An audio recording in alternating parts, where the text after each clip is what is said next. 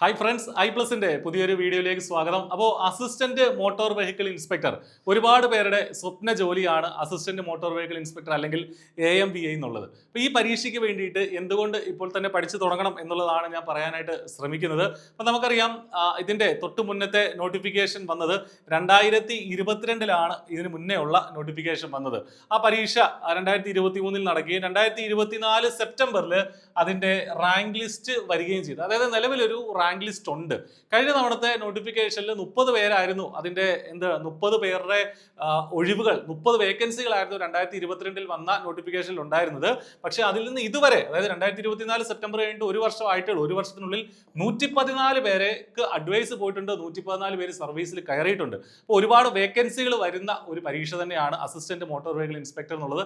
ഇതിന് മുന്നത്തെ റാങ്ക് ലിസ്റ്റിൽ നിന്നും ഇതിനേക്കാളും ഒക്കെ കൂടുതൽ 300ഓളം പേർക്ക് എന്ത് പോയിട്ടുണ്ട്, ഈ പറഞ്ഞ അഡ്വൈസ് പോയിട്ടുണ്ട്. അപ്പോൾ അടുത്ത പരീക്ഷയിൽ നിന്നും അതേ വേക്കൻസികൾ, അത്രയും തന്നെയൊക്കെയുള്ള ബൾക്കായിട്ടൊരു വേക്കൻസികൾ നമ്മൾ പ്രതീക്ഷിക്കണം. പ്രത്യേകിച്ചും ഓട്ടോമൊബൈൽ, മെക്കാനിക്കലൊക്കെ പഠിച്ച ഉദ്യോഗാർത്ഥികളെ സംബന്ധിച്ച് വലിയൊരു ചാൻസ് ആണ്. അവർക്ക് ഇത്രയും ഒരുപാട് റിക്രൂട്ട്മെന്റ് വരുന്ന അല്ലെങ്കിൽ ഒരുപാട് നിയമനങ്ങൾ നടക്കുന്ന പരീക്ഷകൾ കുറവാണ്. അപ്പോൾ ഇത് AMVA അക്കൂട്ടത്തിൽപ്പെട്ട ഒന്നാണ്.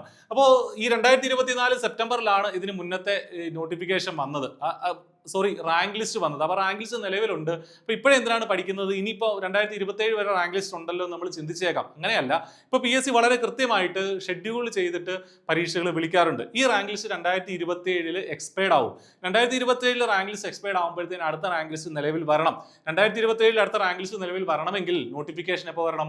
2026 സ്റ്റാർട്ടിങ്ങിൽ വന്ന് 2026 പകുതിയോടുകൂടിയെങ്കിലും പരീക്ഷയൊക്കെ നടത്തി, അല്ലെങ്കിൽ 2026 പരീക്ഷ നടന്ന് 2027 ഒരു പരീക്ഷ നടന്നിട്ട് ഒരു 5-6 മാസത്തെ പ്രോസസ്സ് ഉണ്ടല്ലോ റാങ്ക് ലിസ്റ്റ് വരാൻ. അപ്പോൾ 2027 പകുതി ആകുമ്പോഴത്തേന് പുതിയ റാങ്ക് ലിസ്റ്റ് നിലവിൽ വരണം. അപ്പോൾ ഇനി പഠിക്കാനായിട്ടുള്ള സമയമാണ്. കാരണം ഈ നോട്ടിഫിക്കേഷൻ ഇപ്പോൾ 2025 എൻഡായി, 2026 നോട്ടിഫിക്കേഷൻ ഉണ്ട്. ഒരുപാട് പേര് ഈ പരീക്ഷയ്ക്ക് വേണ്ടിയിട്ട് പ്രിപ്പയർ ചെയ്യുന്നുണ്ട്. അപ്പം കോമ്പറ്റീഷനിൽ ഫ്രണ്ടിൽ എത്തണമെങ്കിൽ നമ്മൾ നേരത്തെ പഠിച്ചു തുടങ്ങുക എന്നുള്ളതാണ് ചെയ്യേണ്ടത്. ഐ+ ഈ പരീക്ഷയ്ക്ക് വേണ്ടിയിട്ട് ഏറ്റവും ഇന്റൻസീവ് ആയിട്ടുള്ള ഓൺലൈൻ ആൻഡ് ഓഫ്ലൈൻ ബാച്ചുകൾ തിരുവനന്തപുരത്തെ നമ്മുടെ തമ്പാനൂരിലെ ക്യാമ്പസിൽ നമ്മൾ ഓഫ്ലൈൻ ക്ലാസ്സുകളും വീക്കെൻഡ് ഓഫ്ലൈൻ ക്ലാസ്സുകൾ അസിസ്റ്റന്റ് മോട്ടോർ വെഹിക്കിൾ ഇൻസ്പെക്ടർക്ക് വേണ്ടിയിട്ട് നമ്മൾ സ്റ്റാർട്ട് ചെയ്തിട്ടുണ്ട്. അപ്പോൾ ഏറ്റവും ഇന്റൻസീവ് ആയിട്ട് തുടക്കം മുതൽ തന്നെ ഒരുമിച്ച് നമുക്ക് പഠിച്ച് മികച്ച ഒരു റാങ്കിലേക്കും ജോലിയും നമുക്ക് ഉറപ്പാക്കാം ഐ+ന്റെ ക്ലാസ്സുകൾ വഴി. ഏറ്റവും എക്സ്പെർട്ട് ആയിട്ടുള്ള PSCയിലൊക്കെ ഉയർന്ന റാങ്കുകൾ നേടിയിട്ടുള്ള ടീച്ചേഴ്സ്, ഫാക്കൽറ്റീസ് തന്നെയാണ് ഈ ക്ലാസ്സുകൾ ലീഡ് ചെയ്യുന്നത്. ആ ക്ലാസ്സിലേക്ക് നിങ്ങളെ സ്വാഗതം ചെയ്യുകയാണ്. അപ്പോൾ അതിൽ ജോയിൻ ചെയ്യാനായിട്ട് വീഡിയോ ഡിസ്ക്രിപ്ഷനിലുള്ള നമ്പറിൽ വിളിക്കാം, അല്ലെങ്കിൽ ആ ഗൂഗിൾ ഫോം ഫില്ല് ചെയ്യാം. ഇനി എന്താണ് ക്വാളിഫിക്കേഷൻസ്? കുറച്ച് പേർക്ക് ആ സംശയങ്ങളുണ്ട്. പുതിയതായിട്ടെങ്കിലും PSC മേഖലയിലേക്കൊക്കെ വരുന്ന ആളുകൾക്ക് സംശയം ഉണ്ടാവും. അപ്പോൾ AMVAയുടെ അസിസ്റ്റന്റ് മോട്ടോർ വെഹിക്കിൾ ഇൻസ്പെക്ടറുടെ ക്വാളിഫിക്കേഷൻ എന്ന് പറയുന്നത് ഡിപ്ലോമ ഇൻ ഓട്ടോമൊബൈൽ എഞ്ചിനീയറിംഗ് അല്ലെങ്കിൽ മെക്കാനിക്കൽ എഞ്ചിനീയറിംഗ്, അതായത് 3 വർഷത്തെ ഡിപ്ലോമ, പോളിടെക്നിക് ഡിപ്ലോമയാണ് ഏറ്റവും ബേസിക് ആയിട്ടുള്ള ക്വാളിഫിക്കേഷൻ. ഒന്നുകിൽ മെക്കാനിക്കൽ അല്ലെങ്കിൽ ഓട്ടോമൊബൈലിലുള്ള പോളിടെക്നിക് ഡിപ്ലോമ. ഇനി ഡിഗ്രി ആണെങ്കിലും BTech ആണെങ്കിലും കുഴപ്പമില്ല, നിങ്ങൾക്ക് അപ്ലൈ ചെയ്യാം, അതിൽ ഒരു തെറ്റുമില്ല. ദെൻ അവർക്ക് നിയമനം കിട്ടുകയും ചെയ്യും. രണ്ടാമത് ഒരു ക്വാളിഫിക്കേഷനും കൂടെ ഉണ്ട് AMVAക്ക്. എന്താണ്? Must hold a current valid driving licence authorizing him to drive motorcycle, heavy goods vehicle and heavy passenger motor vehicle. അതായത് മോട്ടോർ സൈക്കിളിനും പുറമെ ഹെവി ലൈസൻസും ഉണ്ടായിരിക്കണം.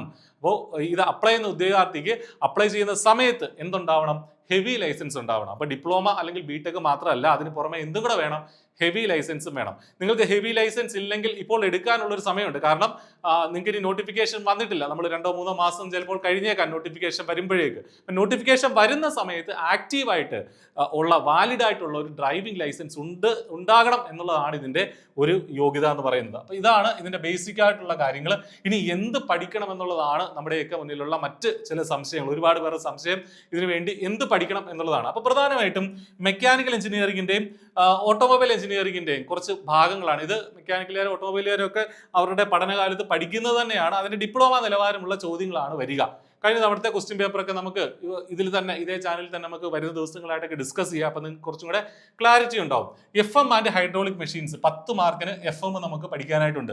തെർമൽ എഞ്ചിനീയറിംഗ് 10 മാർക്കിന് തെർമൽ എഞ്ചിനീയറിംഗ്, അതിനകത്ത് തന്നെ IC എഞ്ചിൻസും കംപ്രസേഴ്സും ഒക്കെ ഇതിനുള്ളിൽ തന്നെ ഇൻക്ലൂഡഡ് ആണ്. ഹീറ്റ് ട്രാൻസ്ഫർ, അതുപോലെ തന്നെ തെർമോഡൈനാമിക്സ് ഒക്കെ തെർമൽ എഞ്ചിനീയറിംഗിൽ തന്നെ ഉണ്ടാവും.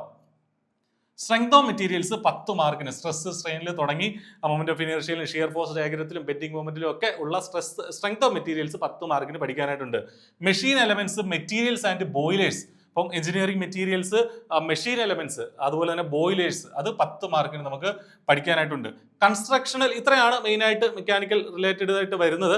പിന്നീട് ഓട്ടോമൊബൈലാണ് പിന്നീടുള്ള മാർക്കുകളെല്ലാം വരുന്നത്. Constructional features of engine and related എഞ്ചിനെ കുറിച്ചും അതിൻ്റെ റിലേറ്റഡ് ആയിട്ടുള്ള സിസ്റ്റത്തെ കുറിച്ചും വളരെ ഡീപ്പായിട്ടുള്ള കാര്യങ്ങളാണ് ഈ ഒരു മൊഡ്യൂളിൽ 10 മാർക്കിന് പഠിക്കാനായിട്ടുള്ളത്. ചേസിസിനെ കുറിച്ച് 10 മാർക്കിന് വളരെ ഡീപ്പായിട്ട് ചേസിസിനെ കുറിച്ച് നമുക്ക് പഠിക്കാനായിട്ടുണ്ട്. Transmission and electrical system, transmission സിസ്റ്റത്തെ കുറിച്ചും ഇലക്ട്രിക്കൽ സിസ്റ്റത്തെ കുറിച്ച് നമുക്ക് പഠിക്കാനുണ്ട്. 10 മാർക്ക് ആ ഒരു ഫീൽഡിൽ നിന്ന് നമുക്ക് കിട്ടും. Then transportation management and modern technologies എന്ന് പറഞ്ഞ് 10 ചോദ്യങ്ങളും വരും. അപ്പൊ ഇത്രയും കാര്യങ്ങളാണ് ഒരു സെറ്റ് ഓഫ് ഇതിലുള്ളത്. ഇനി നമുക്ക് ഇതിന്റെ ബാക്കിയായിട്ട് ഇപ്പോൾ 80 മാർക്ക് ഇവിടെയുണ്ട്. ബാക്കിയായിട്ട് നമുക്ക് പഠിക്കാനുള്ളത് ഡ്രൈവിംഗ് ലൈസൻസ് റെഗുലേഷൻസ്, അതായത് ഡ്രൈവിംഗ് ലൈസൻസ് റെഗുലേഷൻസ്, അതുമായി ബന്ധപ്പെട്ട ആക്ടുകൾ. അപ്പോൾ വളരെ സ്പെസിഫൈ ചെയ്ത് സിലബസിൽ പറഞ്ഞിട്ടുണ്ട് എന്തൊക്കെ കാര്യങ്ങളാണ് പഠിക്കേണ്ടത് എന്നുള്ളത്. അത് മാത്രം നോക്കിയാൽ മതി, അതിൽ നിന്നാണ് ചോദ്യങ്ങൾ വരിക. 10 മാർക്ക് ഈ ഡ്രൈവിംഗ് ലൈസൻസുമായി ബന്ധപ്പെട്ട കാര്യങ്ങൾ പഠിക്കാനുണ്ട്. The motor vehicles act 1988, 1988 draft ചെയ്തിട്ടുള്ള മോട്ടോർ വെഹിക്കിൾസ് ആക്റ്റും പിന്നീട് അതിന് വന്നിട്ടുള്ള അമെൻമെന്റുകളും നമുക്ക് പഠിക്കാനുണ്ട്. 7 ചോദ്യങ്ങൾ ആ ഭാഗത്തു നിന്ന് വരും. അവസാനമായിട്ട് the Kerala motor vehicle taxation act, അങ്ങനെ ഒരു ആക്ട് ഉണ്ട് 1976 Kerala motor vehicles taxation act. അത് 3 ചോദ്യങ്ങൾ ആ ഭാഗത്തു നിന്ന് വരും. ഇത് ആക്ട് 1976 പിന്നീട് അതിൽ അമെൻമെന്റുകൾ വന്നിട്ടുണ്ട്. ആ കാര്യങ്ങളൂടെ നമ്മൾ പഠിക്കേണ്ടിയിരിക്കുന്നു. മോട്ടോർ വെഹിക്കിൾസ് ആക്ടിൽ റീസെന്റ് ആയിട്ട് വന്നിട്ടുള്ള അമെൻമെന്റുകൾ, എത്രയാണ് പിഴത്തുകകൾ തുടങ്ങിയ കാര്യങ്ങളൊക്കെ നമുക്ക് പഠിക്കാനുണ്ട്. അപ്പോൾ അതെല്ലാം കവർ ചെയ്തിട്ടുള്ള ഇന്റൻസീവ് ആയിട്ടുള്ള കോച്ചിങ് ആണ് ഐപ്ലസ് നിങ്ങൾക്ക് പ്രൊവൈഡ് ചെയ്യുന്നത്. ഓൺലൈൻ ആൻഡ് ഓഫ്ലൈൻ വീക്കെൻഡ് ബാച്ചുകളിലേക്ക് നിങ്ങളെ സ്വാഗതം ചെയ്യുകയാണ്. നേരത്തെ നിലവിൽ ജോലി ചെയ്യുന്ന ആളുകളാണെങ്കിൽ പോലും നേരത്തെ നിങ്ങൾക്ക് പഠിച്ചു തുടങ്ങാം. നേരത്തെ പഠിച്ചു തുടങ്ങുമെങ്കിലേ നിങ്ങൾക്ക് കോമ്പറ്റീഷൻ അതിജീവിച്ച് ജോലിയിലേക്ക് എത്താനായിട്ട് സാധിക്കുകയുള്ളൂ. ഒരുപാട് ഉദ്യോഗാർത്ഥികൾ ഐപ്ലസിന്റെ ക്ലാസ്സുകളിലൂടെ വിജയിച്ചിട്ടുണ്ട്. നിങ്ങളെയും ആ കൂട്ടത്തിലേക്ക് സ്വാഗതം ചെയ്യുകയാണ്. All the best. Thank you.